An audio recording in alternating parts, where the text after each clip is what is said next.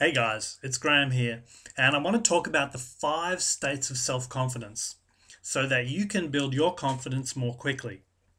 Now, all of us go through these different states at various different points in our life and at different times during the day. But it's useful to recognize what state you're currently at so that you can know what it is that you should do in order to move yourself to a higher state where ultimately you'll feel more confident. The more often you do this, the more confident you'll feel generally.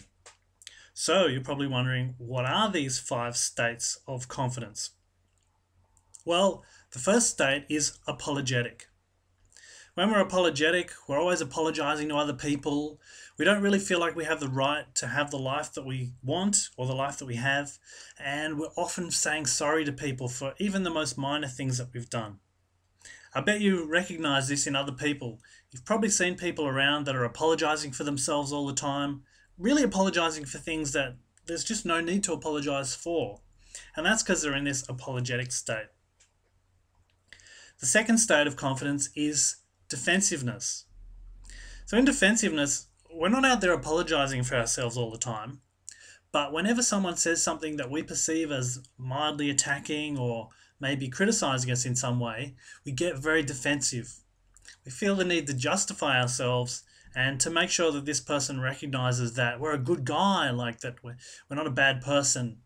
So we feel the need to be defensive and to justify ourselves a lot. Unfortunately, hearing ourselves justify ourselves all the time actually undermines our own self confidence. When we're in a true state of confidence, we're able to let attacks from other people wash over us and let them go much more easily.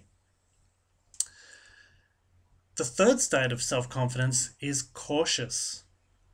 When we're cautious, okay, we're not apologizing for ourselves all the time, and we're not being defensive when people say things against us.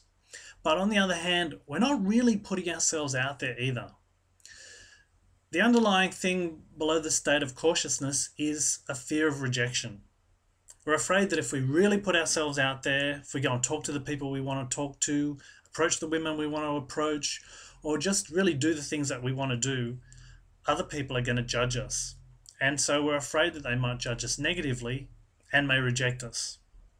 And sure, there are some people that if we show up and really be our true selves, they're not going to like us because everybody has different tastes. The problem with being cautious, though, is that we live a small life. We don't really play to our full potential. We don't end up interacting with the people we want to interact with, and we don't end up giving other people the opportunity to judge us on who we really are because we're holding back all the time. The fourth state of confidence is playful. When we're being playful, because we're not apologizing for ourselves, we're not being defensive, and we're willing to put ourselves out there, we've let go of the fear of what other people think, and we can truly be ourselves. See, life is a game, and when we're being playful, we've learned how to play that game by the rules, and we've learned how and when to break the rules. So we can be much more spontaneous, we can be more fun, we can really be ourselves and be totally present in the moment. We're not worried about other people or what they think. We're not taking responsibility for their emotional reaction to us either. Now, the irony of this is that when you've moved to this playful state where you don't care what other people think, people actually really love you a lot more. Okay, there'll be a few people that are judgmental or that are critical, that are jealous essentially because you've got a freedom that they don't have. But for the most part, people love people that are playful. I mean, comedians are the classic example. They get on stage, they get to break the rules, they make people laugh, everybody falls in love with them, and they get to tell the truth. They're not holding back. So, playful is a great state to be in. Finally, the fifth state of confidence is freedom. Once we've fully let go of those fears that we have of other people, let go of our inhibitions, we're able to be playful when the mood demands it, we're able to be assertive when the mood demands it, we're totally able to show up and be present as our full selves, then we get to experience a state of freedom. Now, the irony is that when we're in this state of freedom, we're not actually thinking about being self confident because it just happens.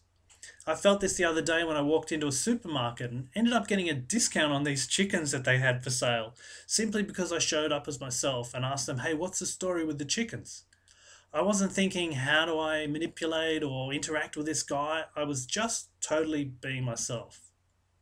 Now, you don't normally barter in a supermarket.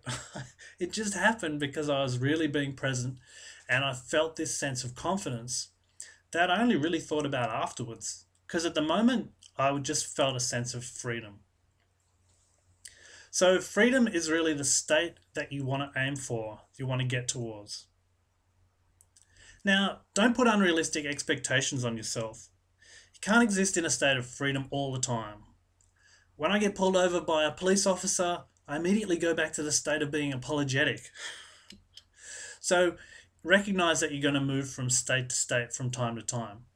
But the more time you spend in the higher states, the more confident and generally the happier you'll feel. Till next time, catch you later.